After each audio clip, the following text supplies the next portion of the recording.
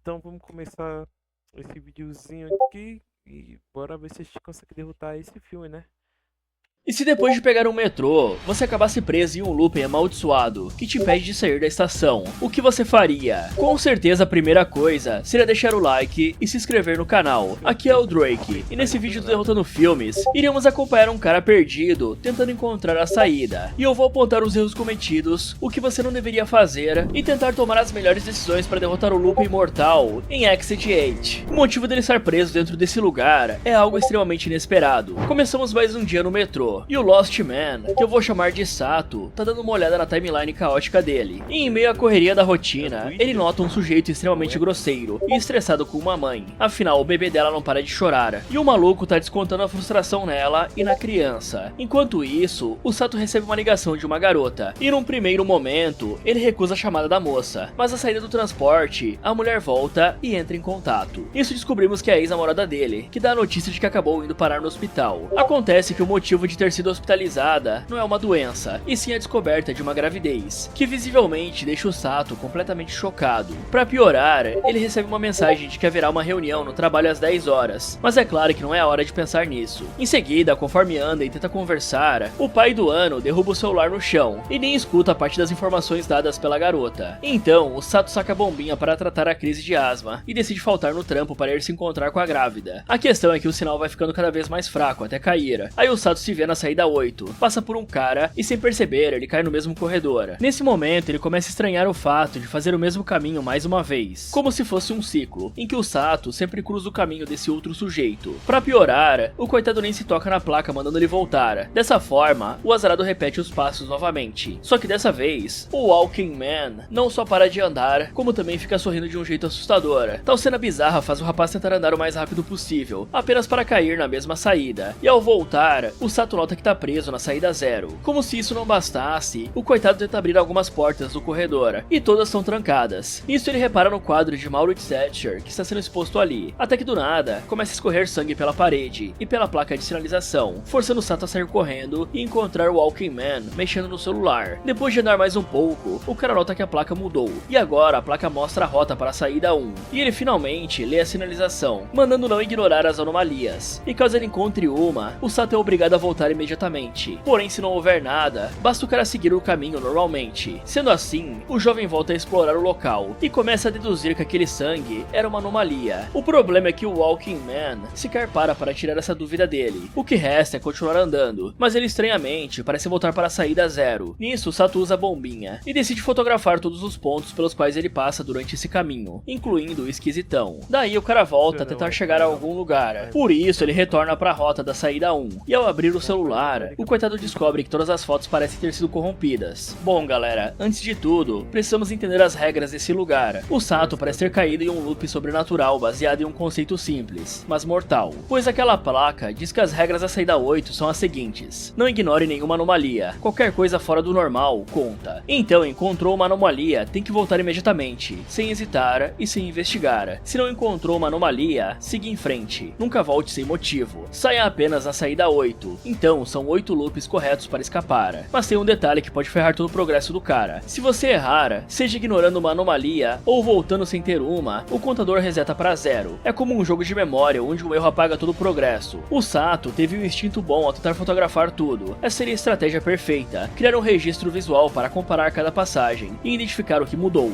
O problema é que esse lugar não deixa, as fotos corromperam, o que significa que ele vai ter que confiar 100% na própria memória, e isso é inteligente da entidade, ou seja lá o que controla esse lugar. Ainda mais considerando que hoje em dia, nós confiamos no nosso celular para guardar muitas coisas importantes, então ferramentas externas não irão ajudar, teremos que depender apenas do nosso cérebro. E é aí que mora o problema, pois o primeiro erro do Sato foi que ele não leu a placa das regras logo de cara. O cara passou direto pela informação mais importante do lugar. Se ele tivesse parado 2 segundos para ler, já saberia o que fazer quando viu o Walking Man sorrindo. O segundo erro foi no mesmo momento em que o cara parou e sorriu, de forma assustadora. O Sato tentou andar mais rápido rápido em vez de voltar. Isso é uma anomalia clara. Se ele tivesse lido as regras de primeira, já saberia, porque qualquer comportamento fora do padrão é igual a voltar imediatamente. Mas ele entrou em modo pânico e continuou andando em frente, o que resetou o progresso. O sangue escorrendo também era uma anomalia óbvia, mas pelo menos ele deduziu depois. O problema é que deduzir tarde não adianta, o loop acabou resetando. E já que a tecnologia não funciona aqui, o Sato precisa de técnicas analógicas de memória. Por primeiro, ele pode usar o método de escaneamento sistemático, que é dividir o corredor em zonas e checar sempre na mesma ordem, começando pelo teto, onde ele vai ver as luzes, manchas e câmeras, depois as paredes, procurando por pôsteres, quadros e portas, e no chão ele procura marcas e objetos, e aí por último, as pessoas, olhando o rosto, a altura, o movimento e a roupa. Se ele fizer isso em toda a passagem, ele cria um padrão mental, qualquer coisa diferente vai saltar aos olhos. Depois tem outro método, o da narração mental, onde ele pode descrever mentalmente tudo que vê, como a luz estar normal, o pôster das câmeras com os olhos pequenos, as portas fechadas e o careca andando normalmente sem sorrir, segurando uma pasta e um celular. Na próxima passagem, ele pode repetir isso e comparar. A terceira técnica seria um ponto de referência fixo. O Sato pode escolher um elemento para decorar perfeitamente, tipo o quadro de Escher que ele notou. Se esse elemento mudar, é uma anomalia garantida. E galera, não é à toa que tem um quadro do Escher ali. O cara é famoso por desenhar loops infinitos e escadas que não levam a lugar nenhum. Coincidência? Eu duvido muito. E sim galera, eu sei que esse filme é baseado num jogo. Então até agora, o Sato já encontrou duas anomalias claras. O sangue escorrendo, que é uma anomalia de ambiente, e o careca sorrindo e parado. Essa é uma anomalia de comportamento. No mesmo nível de sutileza, ele deve ficar atento para algumas coisas, como o Walkman olhando para ele enquanto passa, já que normalmente ele ignora, o careca andando rápido demais ou na direção errada, as luzes piscando ou em posição diferente, portas entreabertas, já que ele checou elas e todas estavam trancadas, então se uma abrir, é uma anomalia. Os pôsteres diferentes, pode ser o mesmo pôster repetido ou um elemento mudando, com olhos maiores ou texto diferente, e o quadro de Escher sumindo ou mudando, além de sons que não deveriam estar ali como batidas, sussurros e aquele bebê chorando. E dá pra dizer que o Sato tá ferrado, né? Mas pelo menos agora ele entendeu as regras. E a asma dele pode ser um problema se ele precisar correr, e o estresse da gravidez está claramente atrapalhando o foco dele. Mas o fato do Sato já estar tentando sistematizar a observação mostra que o cara não é burro. A questão é que ele vai precisar manter a calma para prestar atenção nos detalhes, e com o estresse que ele tá carregando, isso aí não vai ser fácil. Mas o cara tem a motivação certa pra sair, né galera? Afinal, ele não quer virar um pai que vai comprar cigarro e nunca mais voltou.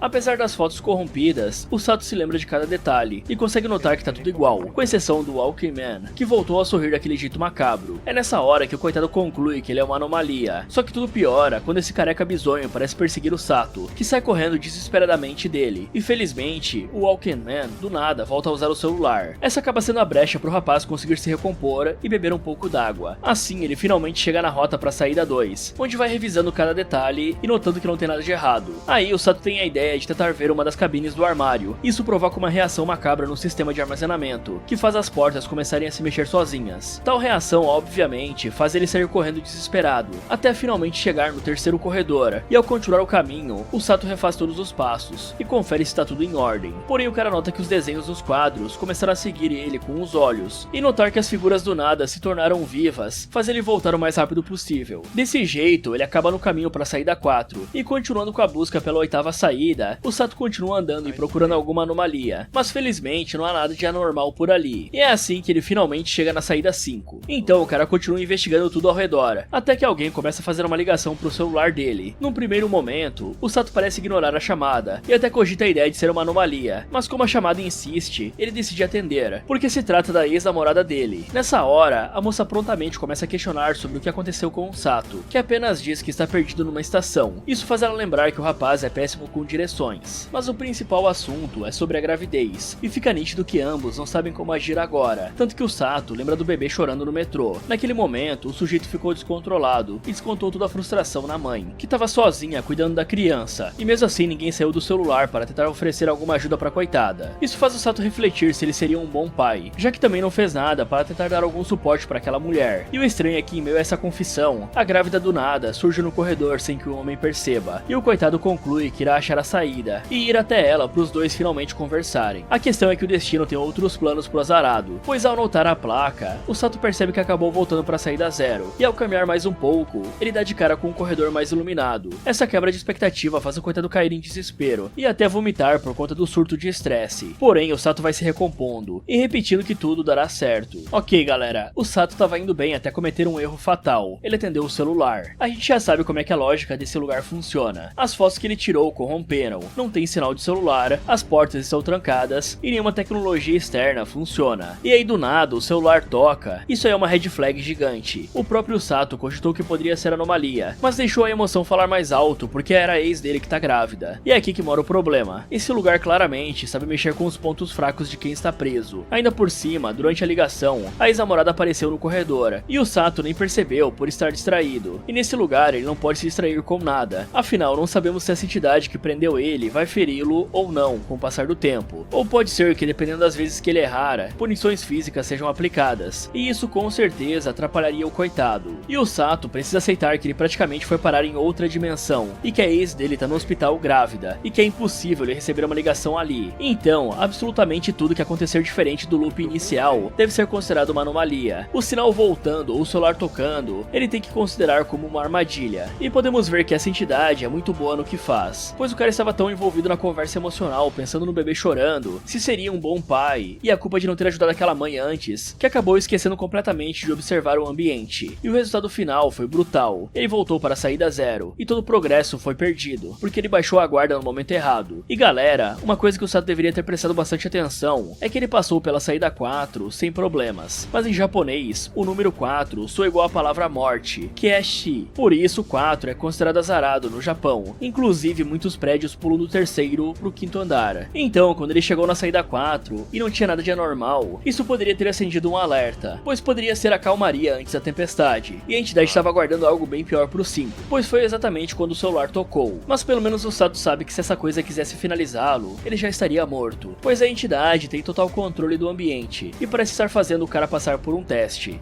bem macabro por sinal, já que até agora o Walking Man parou atrás dele sem fazer nenhum barulho. Os quadros olharam pra ele, e ele sofreu de uma ilusão bem séria. Isso indica que a entidade não quer eliminar o Sato, ela quer brincar com ele, provavelmente querendo testá-lo e ver ele sofrendo psicologicamente. E a melhor forma de fazer isso é usar o que ele mais se importa contra ele, a ex que está grávida. A partir de agora, se ele quer sair dali com vida, as regras precisam ser seguidas à risca, e o Sato não deveria ter interagido com nada além do necessário, pois as regras são bem claras: observar, identificar a anomalia, voltar ou seguir em frente. E para poder observar melhor, o Sato precisa evitar ficar em pânico. Toda vez que ele entra em modo desespero, ele para de prestar atenção nos detalhes, e acaba correndo cegamente num lugar onde cada detalhe importa. Isso é pedir para perder todo o progresso. Nessa parte, o certo seria ignorar a ligação, já que claramente era uma anomalia. Se ele quisesse muito atender, deveria manter os olhos no ambiente, e nunca parar de escanear, e mesmo assim continuar andando para trás. E agora galera, o Sato voltou para a estaca zero depois de chegar na saída 5. A boa notícia é que ele já passou por várias anomalias, e sabe como algumas delas se parecem. A má notícia é que a entidade também sabe que a ex e o futuro filho são os pontos fracos dele. Logo ele se ergue e segue o caminho, passando pela saída 1 e dando de cara com um menino, que a princípio parece uma anomalia. Daí o Sato segue as regras e dá meia volta, só que o pavimento em que ele se encontra não evolui, pelo contrário, a numeração é zerada novamente, e isso faz com que o cara note que o menino também tá perdido ali. Dessa maneira, a única coisa que resta é tentar fazer contato com o pivete machucado, e no lugar de responder, o garotinho sai correndo e começa a apontar pro careca. E sim, nós sabemos que esse careca é esquisito, mas ao ver o menino fazendo isso, o Sato comenta que o sujeito não é mais um humano, e a essa altura, descobrimos que o esquisitão também esteve perdido, e anteriormente ele havia conseguido chegar à saída 4 ao lado do moleque, e conforme a dupla avançou, eles voltaram a dar de cara com a colegial, que é a pessoa andando no loop do careca. Aí vemos o Walking Man tentando conversar com o menino, que continua sem dar nenhuma resposta, e sequer comenta se notou alguma anomalia ou coisa do tipo. Apesar disso, os dois seguem o caminho até a saída 5, e ao darem de cara com a colegial novamente, ela começa a conversar com o careca, e fala que também está perdida. A partir desse ponto, o que resta para todos ali é formar um trio, e durante as investigações, a garota questiona se eles estão perdidos por terem sido finalizados. Ao fazer essa pergunta, a colegial comenta que talvez ali seja o inferno, e por esse motivo, eles não conseguem sair dali. O que faz o Walking Man começar a refletir se fez algo de errado, ou se há algum arrependimento. Mas a espertinha logo deixa claro que tá apenas brincando. Aí é a hora de continuar o caminho. O estranho é que a colegial não segue o calvo, pois ela tá preocupada preocupada com o fato de não ter ninguém vindo no corredor. No caso, a garota se lembra de um velho que sempre cruzava aquele caminho, só que aparentemente esse sujeito não vai aparecer mais, o que faz a jovem pensar que pode se tratar de uma anomalia. Porém, ela rapidamente muda de assunto e questiona se o Walking Man realmente deseja voltar para o mundo real, tanto que a espertinha se aproxima e pergunta se não é melhor ficar ali. O ponto dela é que a vida deles era um inferno, justamente pela rotina cansativa de sempre pegar o metrô para ir trabalhar ou estudar, e isso é bem deprimente na perspectiva dela. A questão é que a colegial começa a repetir isso mais de uma vez, até que ela trava do nada e volta a dizer a mesma coisa repetidamente, e essa postura bizarra dela faz o Walking Man fugir com o menino. Assim, eles seguem o caminho, e felizmente chegam à sexta saída, ou seja, faltam apenas mais duas, o que faz o adulto ficar ainda mais animado para averiguar as possíveis anomalias do local. Só que quando parecia não haver nada de diferente, o garoto paralisa do nada na frente de uma das portas, e o pior é que o Walking Man não dá a mínima pro jovenzinho, que viu a maçaneta no meio da porta. Então eles cruzam o caminho novamente, e como o idiota não deu a mínima pro moleque, o Walking Man fica sem chão ao notar que eles voltaram para a saída zero, mesmo depois de estarem tão próximos de concluírem esse looping. Isso obviamente deixa o cara furioso, a ponto de começar a descontar toda a raiva em tudo que ele vê pela frente, incluindo a própria placa que dá as informações necessárias para continuar a jornada. Porém, mesmo que o desespero e a raiva sejam enormes, o Walking Man faz o possível para se recompor e vai até o garotinho de novo, tranquiliza ele e segue o caminho ao lado do menino. Aí a dupla cruza o corredor e dá de cara com aquela que parece a oitava saída, e de um lado, vemos o Walking Man extremamente feliz por ter conseguido concluir essa loucura. Do outro lado, o menino tenta puxar o homem, porque fica nítido que ele notou algo muito estranho nessa suposta luz no fim do túnel. O problema é que nada convence o sujeito do contrário, e ele chega a derrubar o coitadinho no chão. E é daí que o machucado no rosto surgiu. Desse jeito, o careca sobe as escadas correndo, enquanto diz a si mesmo que não teve culpa de deixar o pequenino ali. E após ver o calvo indo embora, o menino apenas volta pro primeiro estágio. Nessa hora, ele encontra o Walking Man, que somente segue o caminho dele e sequer dá bola pro garotinho, que tenta puxar e cutucar o sujeito, que infelizmente parece ser perdido propriamente depois de sucumbir às escadas. Bom galera, agora a gente finalmente entende o que aconteceu com o Walking Man, e além de careca, o cara é gado. Mas antes de falar as burradas dele, vamos explorar uma teoria que a colegial levantou, que no caso é a entidade. E se todo mundo ali já estiver morto? No budismo japonês, existe o Jigoku, um inferno com vários níveis de punição, mas o mais interessante para o nosso contexto é o conceito do Meido, um mundo dos mortos, onde as almas vagam antes de receberem um julgamento. E tem também os Muen, que são as almas sem laços, sem conexão. São espíritos que não tem ninguém para rezar por eles, então eles ficam presos vagando eternamente, sem conseguir seguir em frente. E digamos que essa analogia se encaixa perfeitamente aqui, né? Afinal, tem um corredor infinito, em que você repete os mesmos passos, e pessoas que não se conheciam ficaram presas juntas. Ninguém no mundo real sabe que eles estão ali, e a única forma de sair é completar um teste. Isso tem cara de purgatório, então cada pessoa que for parar ali pode ter morrido. Talvez o Sato tenha morrido no metrô mesmo, e agora está preso num ciclo até resolver alguma coisa pendente, ou provar que merece sair. Afinal, o Sato teve uma crise de asma antes de entrar no looping, e essa crise pode ter sido fatal. E agora o cara está em um looping, sofrendo com a última escolha que ele não tomou, de proteger aquela mãe que estava sendo hostilizada pelo cara do metrô. E a colegial levantou outro ponto importante. A vida deles já poderia ser considerada um inferno. A rotina de pegar metrô todo dia, ir trabalhar, ou estudar, voltar e repetir. Quem sabe essa entidade seja um tipo de ceifador, galera. E foi por isso que ela perguntou se o careca queria voltar para aquela rotina. Afinal, no purgatório, pode ser que a alma precise reconhecer que a vida passada dela se foi e aceitar o que aconteceu para seguir em frente. E vamos combinar que no Japão existe a cultura do trabalho excessivo, do karoshi, que é a morte por excesso de trabalho, e da pressão social. Então, como eu falei, o loop do metrô pode ser uma metáfora pro loop da vida que eles já viviam. Mas vamos pro que interessa, né? Por que esse idiota virou um NPC ambulante? O primeiro erro dele foi ignorar o menino na porta. O moleque parou na frente de uma porta e ficou encarando, mas o Walking Man tava tão focado em sair logo que nem olhou pro lado. Isso é o mesmo erro que o Sato cometeu quando atendeu o celular. Focar apenas no objetivo final fez ele ignorar os detalhes do caminho. E vamos combinar que ter um ajudante, mesmo que seja uma criança, facilita muito o trabalho de observar as anomalias. Por isso o careca deveria ter combinado algo com o garoto, de ambos só seguirem quando eles estiverem de acordo, já que o garotinho parece ser mais inteligente que esse calvo. O outro erro nem preciso falar, né? Quando os dois chegaram na suposta saída 8, o garoto tentou puxá-lo, tentou avisar que tinha algo de errado, e o careca simplesmente derrubou a criança no chão e saiu correndo pra luz. Agora ele virou um fantasma do próprio loop, exatamente como a colegial descreveu a vida dele antes. Já o último erro é mais moral do que do próprio loop. Afinal, o Walking Man tinha a responsabilidade de proteger uma criança que estava perdida. Em vez disso, ele priorizou a própria fuga e ainda machucou o moleque no processo. Se esse lugar realmente for um um teste de caráter, o careca reprovou feio. E ainda por cima ele confiou numa anomalia e quase caiu na conversinha dela. Se ele tivesse marcado na cabeça dele que qualquer coisa de diferente do loop inicial é uma anomalia, o cara não teria esse destino. Mas como o cara é um gado, ele não prestou atenção que a garota apareceu do nada atrás dele, fez perguntas filosóficas sobre a morte e inferno e tentou convencer o Walking Man a desistir de Sayera. Por fim ela travou e começou a repetir a mesma frase, e foi só aí que ele finalmente se tocou. Já o menino é o único que parece estar preso ali por mais de um ciclo. O grande problema é que ele não fala, mas tenta ajudar apontando anomalias. Pelo menos ele não foi machucado pela entidade. Então até agora, continuamos confiando que esse ser só quer quebrar o mental de quem está ali dentro. E é aqui que o Sato precisa prestar atenção. O menino pode ser a chave para sair dali. Ele provavelmente já passou por várias tentativas, conhece as anomalias e claramente consegue identificar armadilhas. E é mais inteligente que um homem adulto. Afinal, o calvo caiu facilmente naquela armadilha da luz do fim do túnel. E nem era muito difícil de escapar dessa. Era só saber contar. Afinal, ele tinha acabado de resetar o loop. Não faz o mínimo de sentido a saída estar na cara dele. Se o Sato for esperto, ele vai trabalhar junto com o moleque em vez de tratá-lo como um obstáculo.